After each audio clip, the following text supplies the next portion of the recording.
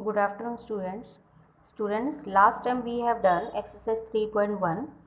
Now, today we will start exercise 3.2. So, see the first question here. Now, your first question is, what is the sum of any two odd numbers? A part है odd number and B is even numbers. तो इसमें बच्चे आपको क्या बताना है, जैसे A part है कि आपको sum of any two odd numbers बताना है। तो बच्चों पहले तो ये लिखना है हमने कि sum of any two odd numbers is even.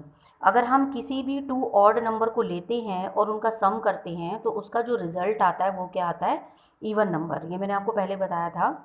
For example, जैसे मैंने यहाँ पे 3 एक ऑड नंबर लिया और एक 5 मैंने ऑड नंबर लिया और दोनों को मैंने प्लस किया, सम का मतलब प्लस।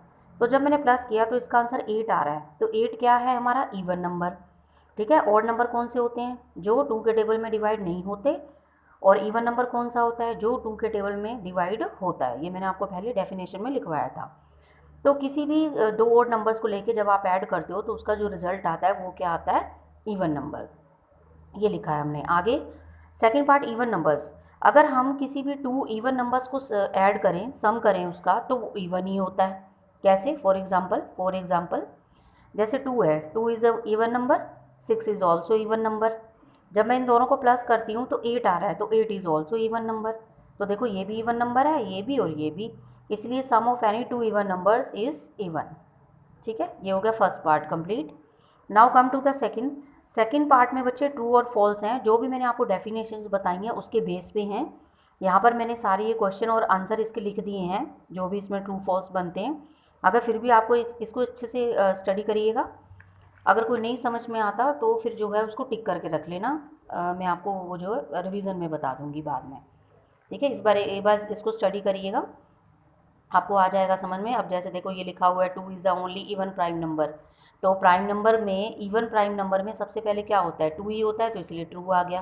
तो ये सारा डेफिनेशन बेस्ड है, आपको समझ में आ जाएगा। Come to the third question, the numbers 13 and 31 are prime numbers. You know that 13 and 31 ये दोनों प्राइम नंबर्स हैं। Both these numbers have same digit. आप इनमें देखो, इनके सेम डिजिट है। देखो 1 3, इसमें भी 1 3 है, 3 1, इसमें भी 1 1 3 है, मतलब सेम डिजिट यूज़ हो रहे हैं, 1 3 1 3। ठीक है, same digit 1 and 3।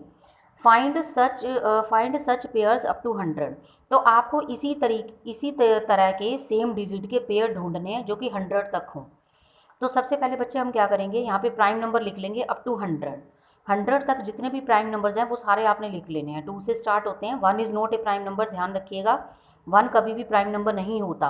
Prime number 2 से स्टार्ट होते हैं।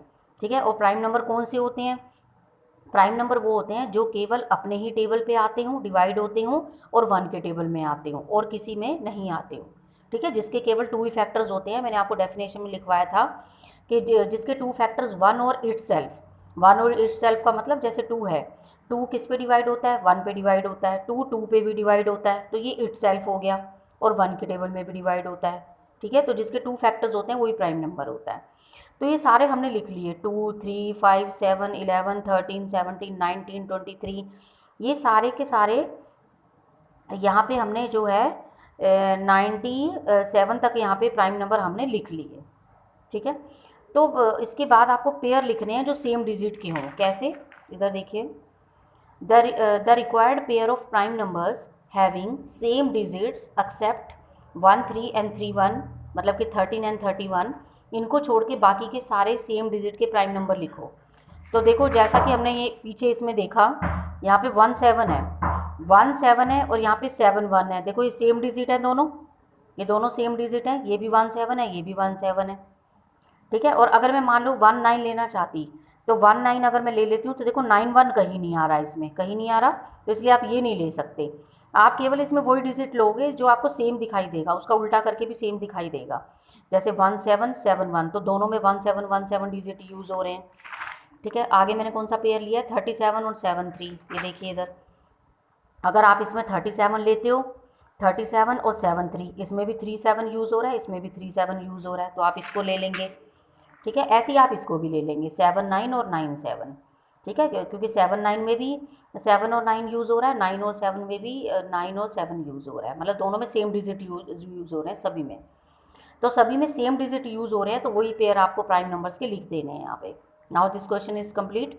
कम to the question number 4th। Write down separately the prime and the composite number less than 20। तो लेस देन 20 से जितने भी सारे नंबर्स हैं, प्राइम और कंपोजिट नंबर हमने लिखने हैं। तो पहले तो आप 20 से लेस सारे नंबर लिख दीजिए। 1 से लेकर 90 तक सारे नंबर 20 से लेस हैं। लेस का मतलब कम है। आउट ऑफ दिस, इन सभी में से आपको ये बताना है कौन सा प्राइम नंबर है, कौन सा कंपोजिट नंबर है।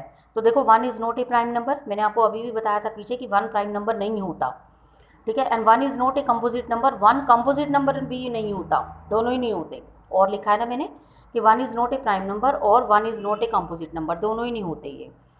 तो प्राइम नंबर्स बिलो 20 से कम जितने भी सारे प्राइम नंबर है वो सारे लिख दीजिए। 2, 3, 5, 7 कौन से प्राइम नंबर होते हैं, मैंने आपको डेफिनेशन में बताया था कि जिसके केवल 2 फैक्टर्स होते हैं, 1 एंड इटसेल्फ। और कंपोजिट नंबर, अब देखो इसमें से जितने भी प्राइम नंबर आपने यहाँ पे लिख लिए और बाकी के जो बच जाते हैं वो सारे कौन से हुए, कंपोजिट नंबर।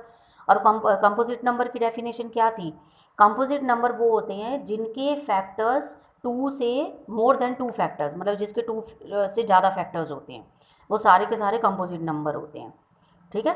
जिसके 2 से ज़्यादा फैक्टर, जैसे 4 है, 4 देखो 2 के टेबल में भी आता है, 4 के टेबल में भी आता है, 1 के टेबल में भी आता है। तो देखो 3 हो गए इसके फैक्टर्स, 3 हो गए।